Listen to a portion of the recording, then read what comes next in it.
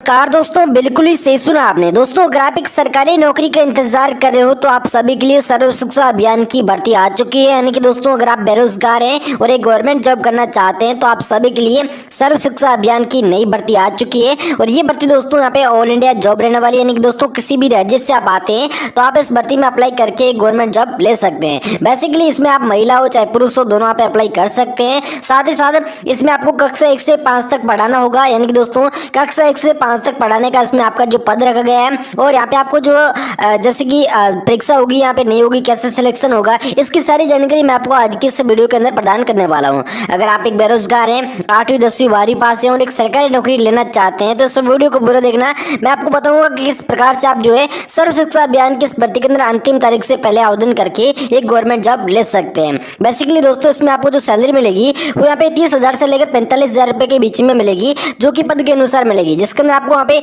शिक्षा के क्षेत्र में जितने भी पद आते हैं उन पदों पर यहाँ पे भर्ती रहने वाली है। यानी कि दोस्तों सर्व शिक्षा अभियान की भर्ती यहाँ पे जो शिक्षा के क्षेत्र में जितने भी पद आते हैं उन पदों पर यहाँ पे भर्ती होने वाली है। जिसके अंदर आपको प्राइमरी टीचर का पद देखने को मिल जाएगा, कंप्यूटर टीचर का पद मिल जाएगा, साथ ही साथ आपको अन्य पद भी यहाँ पे देखने को मिल जाएंगे। तो आपको बताने वाला हूँ कि कौन से पद पर यहाँ पे कितनी पोस्ट खाली है, साथ ही साथ इन पदों के लिए आपकी शैक्षणिक योग्यता कितनी होनी चाहिए, इसके साथ ही आपकी आयु सीमा इन पदों के लिए क्या होनी चाहिए। तो सारी जानकारी आपको आज की इस वीडियो के अंदर मिल जाएगी।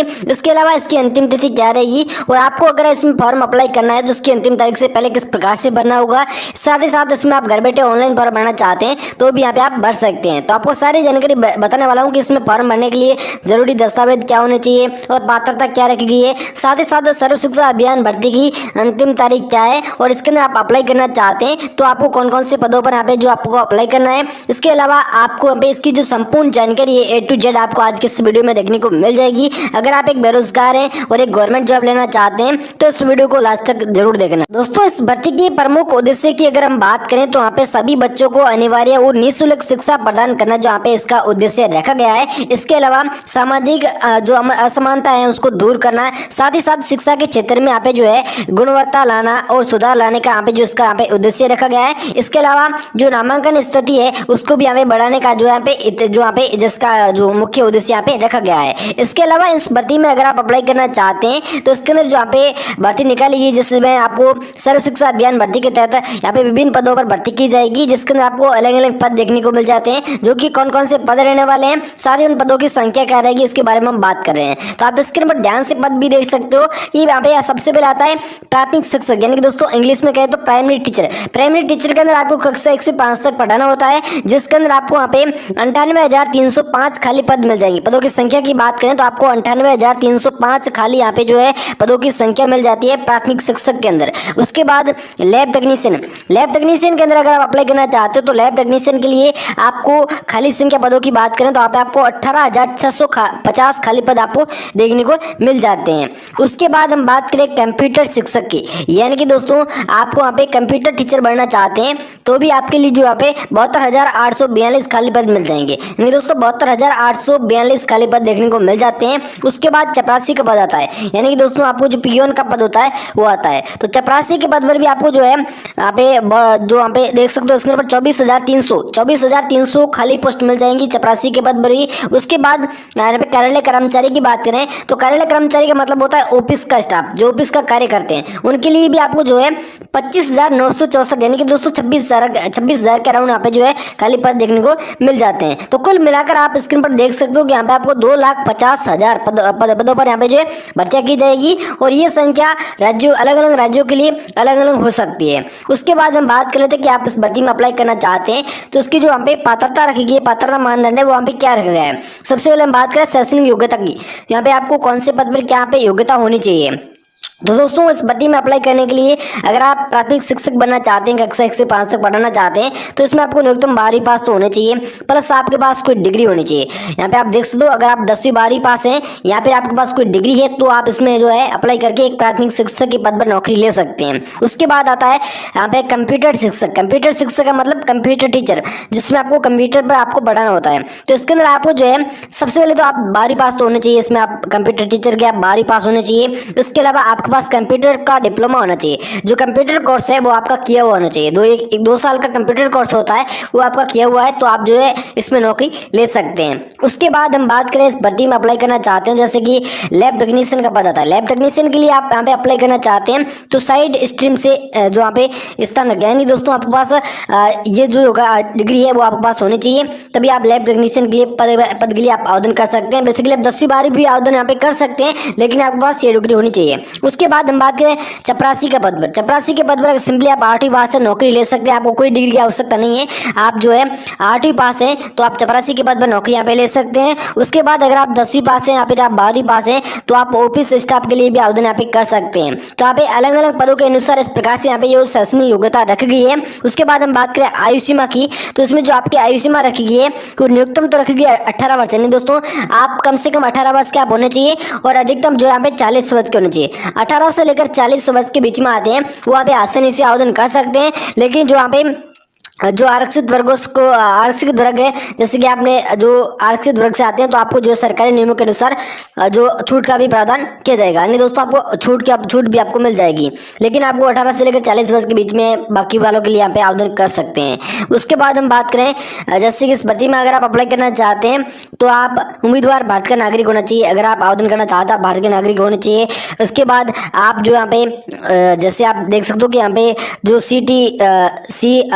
ईटी यहाँ पे जो ईटी आप जो भी आप परीक्षा है वहाँ पे आपके पास होनी चाहिए। उसके बाद कंप्यूटर का बेसिक ज्ञान होना चाहिए, तभी आप इस भर्ती में अप्लाई कर सकते हैं। बाकी बेसिकली दोस्तों आपको हिंदी या फिर इंग्लिश आनी चाहिए, तभी आप इसमें आवेदन कर सकते हैं। तो यहाँ पे ये शैक्षणिक योग्यता रखी गई है। उसके बाद हम बात करें इस भर्ती में अगर आप अप्लाई करना चाहते हो पदों की संख्या होगी, कौन कौन से पद रहेंगे, क्या क्या इसकी योग्यता रहेगी, क्या आयु सीमा रहेगी। इसके अलावा दोस्तों इसमें आप अप्लाई करना चाहते हैं तो फॉर्म फीस इसकी जो यहाँ पे नहीं रखेगी, आप बिल्कुल ही फ्री में फॉर्म यहाँ पे भर सकते हैं, आपको कोई फॉर्म फीस हमें जमा नहीं करनी होती है। उसके बाद यहाँ पे अगर आप अप्लाई करना चाहते हैं तो इस प्रकार से यहाँ पे आप अप्लाई कर सकते हो। इसके अलावा इसकी अंतिम तारीख क्या रहेगी और आपको इसमें अप्लाई कैसे करना है, तो अंतिम तारीख की बात करें तो इसकी आपको अप्लाई कैसे करना है उसके बारे में बात करें तो वहाँ से आपको अंतिम तारीख भी बता देंगे। जैसे कि दोस्तों अप्लाई करने के लिए आपको सबसे पहले क्या करें, सर्व शिक्षा अभियान की जो आधिकारिक वेबसाइट होती है उस पर जाना है। आधिकारिक वेबसाइट पर सबसे पहले आप जाएँ। आपको आधिकारिक वेबसाइट क्या है और कैसे आपको जाना है, तो इस पर जाने के लिए मैं आपको यहाँ पे बता रहा हूँ। सबसे पहले तो दोस्तों यहाँ पे इसमें अप्लाई करना चाहते हैं तो यहाँ पे ssa.nse.in आप देख सकते हो इसके ऊपर जो इसकी आधिकारिक वेबसाइट यहाँ पे रहने वाली है। ssa.nse.in पर आपको सबसे पहले जाना है। जैसे आप दोस्तों इसकी सर्व शिक्षा अभियान की जो आधिकारिक वेबसाइट है यहाँ पे आप एक बार फिर से बता देता हूँ, ssa.nse.in पर आपको जाना है। जैसे दोस्तों इस वेबसाइट पर आप जाओगे तो आपको सबसे पहले वेबसाइट पर जाने के लिए आपको अपने फोन के अंदर गूगल क्रोम ब्राउजर को ओपन कर लेना है और वहाँ पर जाकर इस प्रकार से सर्च करना है तो इसकी वेबसाइट आ जाएगी। वेबसाइट पर आपको जैसे आप जाओगे तो होम पेज पर आपको जो है इसका एक रिक्वायरमेंट 2025 का एक यहाँ पे ऑप्शन दिखेगा।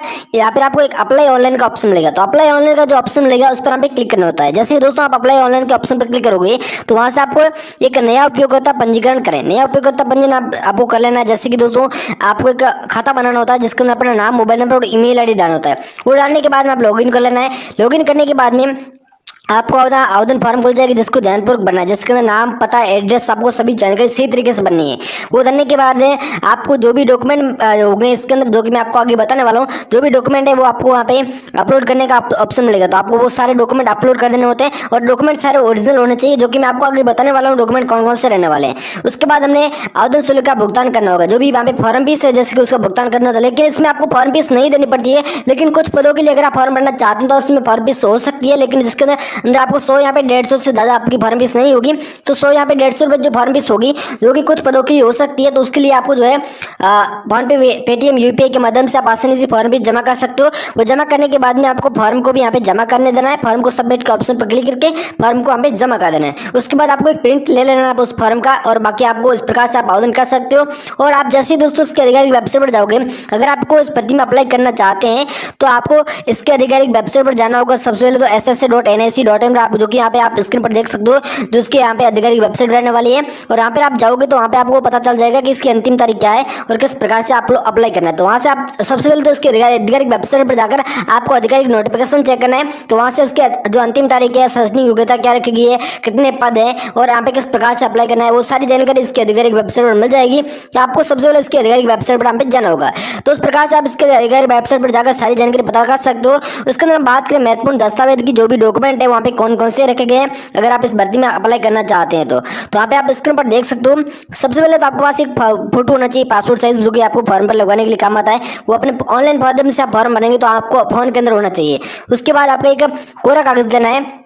जैसे आपने कोरा कागज ले लिया, उस पर अपना हस्ताक्षर करना होता है, यानी दोस्तों आपका साइन करना होता है, जो कि साइन करके उसका जो आपको एक फोटो ले लेना है। तो कि आप ऑनलाइन माध्यम से आप साइन तो कर नहीं सकते, इसलिए आप उस प्रकार से यहाँ पे उसका फोटो अपलोड कर सकते हैं। उसके बाद जन्म तिथि प्रमाण पत्र आपके पास होना चाहिए, शैक्षणिक योग्यता प्रमाण पत्र आपके पास होना चाहिए, साथ ही साथ आपके पास जो है जाति प्रमाण पत्र आपके पास यहाँ पे होना चाहिए। पहचान प्रमाण पत्र के रूप में आपके पास आधार कार्ड है, यहाँ पे पैन कार्ड, यहाँ पे वोटर आई डी, इनमें से कोई एक डॉक्यूमेंट आपके पास यहाँ पे होना चाहिए। उसके बाद एक आपके पास जीमेल आई डी होनी चाहिए और एक आपके पास जो है जैसे कि आप जीमेल आई डी होगी, उसके बाद एक मोबाइल नंबर होना चाहिए, एक रजिस्टर्ड मोबाइल नंबर और एक जीमेल आईडी आपके पास होनी चाहिए। तो ये सारे डॉक्यूमेंट्स अगर आप इस भर्ती में अप्लाई करना चाहते हैं तो आपके पास होना चाहिए। अगर आप 8वीं पास से, 10वीं पास से, 12वीं पास से और बेरोजगार हैं तो आप इस भर्ती में जरूर अप्लाई करिएगा। सर्व शिक्षा अभियान की आधिकारिक वेबसाइट आपको डिस्क्रिप्शन बॉक्स के अंदर मिल जाएगी, वहां से नहीं मिलती है तो आपको मैंने बता दिया, उस प्रकार से जाकर आप गूगल पर जाकर सर्च करके आप इसमें फॉर्म भर सकते हैं।